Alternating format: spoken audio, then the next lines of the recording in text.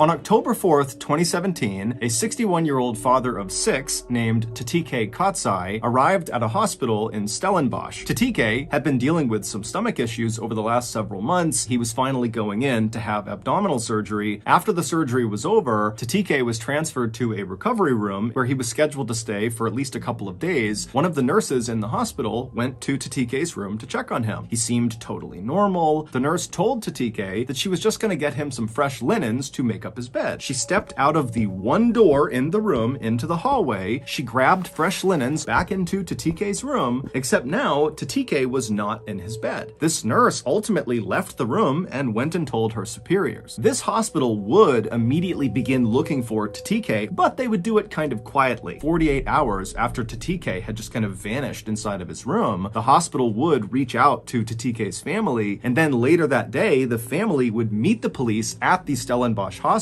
and then a very public search of the property would ensue. However, no one could find him. 15 days after Tatike had gone missing, there was a construction crew at this hospital doing some renovations. One of the workers had to climb into the ceiling. He had a headlamp on, and his light illuminates a person sitting in the corner. It was Tatike, and he was deceased. The hospital had absolutely no clue how Tatike could have gotten up there. Then there was the very strange autopsy results. Now, the full report has not been made public, and apparently the hospital told the family that Tatike did not die from complications from his surgery, and they heavily insinuated that Tatike did not die from natural causes. Tatike likely was dead before he went up into the ceiling. But it gets even weirder. About a year and a half after Tatike was found deceased in the Stellenbosch hospital ceiling, a 53-year-old father of 4 named Sandile Sibiya arrived at another hospital in South Africa. It was in a city called Durban, and he had been working on a house when he had fallen and broken his leg, specifically his femur bone. His cousin came to visit him. The cousin said Sandile seemed totally normal. After this cousin left from this visit, the doctors at the Durban hospital walked into Sandile's room, and Sandile was not in his room. This hospital immediately contacted authorities, and they began a very public search, but they couldn't find him. 6 days after Sandile disappeared, the hospital in Durban began to smell this horrible stench, and so hospital workers would track the stench to a janitor's closet, and when they opened it up, they saw this black liquid dripping out of the ceiling, and the liquid was coming from Sandile's decomposing body that was located in the ceiling. All we know is that within a 2-year period, 2 seemingly ordinary South African men, who both could either not walk at all or who could barely walk because of their physical injuries, somehow snuck out of their hospital rooms and then wound up dead in the hospital ceiling.